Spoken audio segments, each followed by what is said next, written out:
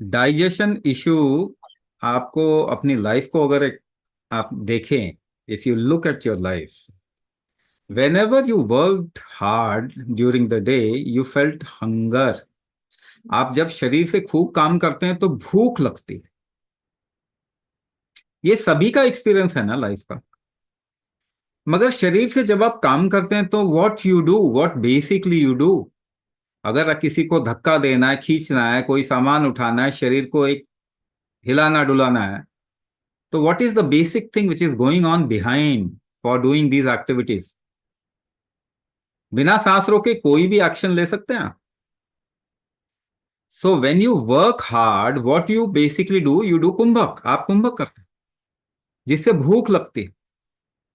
और जिसको भूख लगती है उसका डाइजेशन कभी खराब नहीं होता। जिसको गहरी भूख लगे और भूख लगने पे भोजन करें, भूख का मतलब ही है आपका डाइजेशन बहुत स्ट्रांग हो गया है। बहुत अच्छी भूख, खिल के भूख आनी चाहिए जैसे बचपन में आती थी।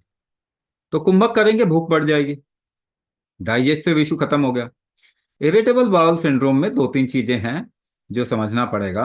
पहली चीज, it's an allergic condition also.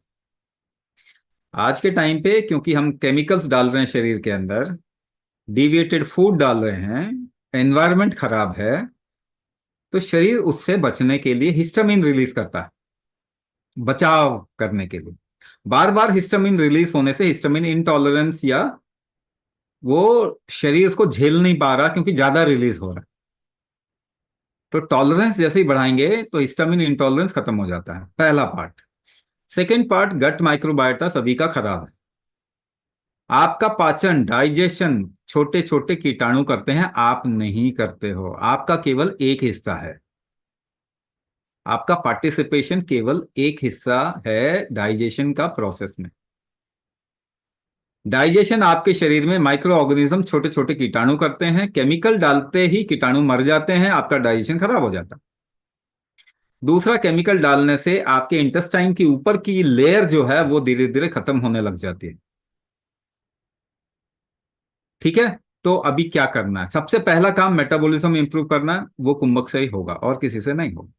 भूख लग रही है, मेटाबॉलिज्म इंप्रूव हो रहा है, तो आपके शरीर में किसी चीज का बनना चालू होगा, टिश्यूज का बनना चालू होगा, तो खराब चीजें रिप्लेस होंगी। दूसरा, गट माइक्रोबायोटा हम एडिशनल प्रोग्राम करवाते हैं जिसमें हम गट माइक्रोबायोटा कैसे रिस्टैब्लिश करेंगे उसके लिए हम आपको बीच बीच में प्रोग्राम करते रहते हैं। उसके थ्रू आप सीख सकते हैं या फिर और कहीं से भी सीख सकते हैं। बट गट माइक्रोबायोटा का सही स्टैब्लिशमेंट कैसे होगा, तभी इरिटेबल बाउल सिंड्रोम जो है वो जाएगा। लेकिन उससे पहले आपको मेटाबॉलिज्म इंप्रूव करना पड़ेगा। दूसरा, गट माइक्रोबायोटा रीसेट करना पड़ेगा। तीसरा पक्ष इसके अंदर एक और आता है, इसे कहते हैं नागवायु का करेक्शन चाहिए। नागवायु को पेरिस्टाल्टिक मूवमेंट होती है इंटेस्टाइन में ना, एक तरीके की मूवमेंट होती है जिससे कोई चीज आगे की ओर खिसके। ये आपके शरीर में नागवायु की वजह से होती। अगर नागवायु ठीक नहीं है तो आप ये देखेंगे कि कोई चीज भी इंटेस्टाइन में स्टक करेगी, रुकेगी। वहां पे रुकने के बाद में वो वहां पे नुकसान करती है। अगर नागवायु ठीक होगा तो आपका जो ऊपर की लेयर है वो रीस्टैब्लिश कर लेगा बॉडी, तो आईबीएस खत्म हो जाएगा। हाँ, ये हो सकता है, इसीलिए इसके लिए हम कस्टमाइज करते हैं इस आपके पूरे के पूरे मॉड्यूल को, हम डायग्नोस करते हैं आपको। तो आईबीएस बिल्कुल ठीक हो सकता है। एक सिंपल हैक दे देता हूं मैं आपको। It is not a treatment, treatment नहीं है, मगर आपको आराम मिल जाएगा। जब भी शरीर में कोई पेट टाइट होता है आपका, तो आईबीएस का इंपैक्ट ज्यादा महसूस हो। तो पेट का टाइट होना और आईबीएस का इंपैक्ट, ये दोनों कोरिलेटेड।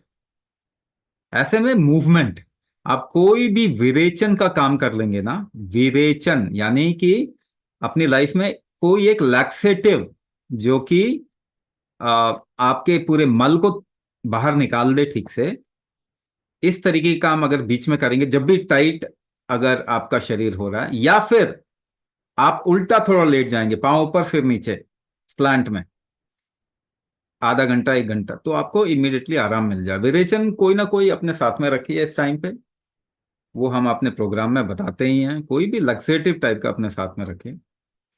घी का इस्तेमाल थोड़ा करना पड़ेगा खाली पेट में, आईबीएस वालों को, तो उनको फायदा होता है।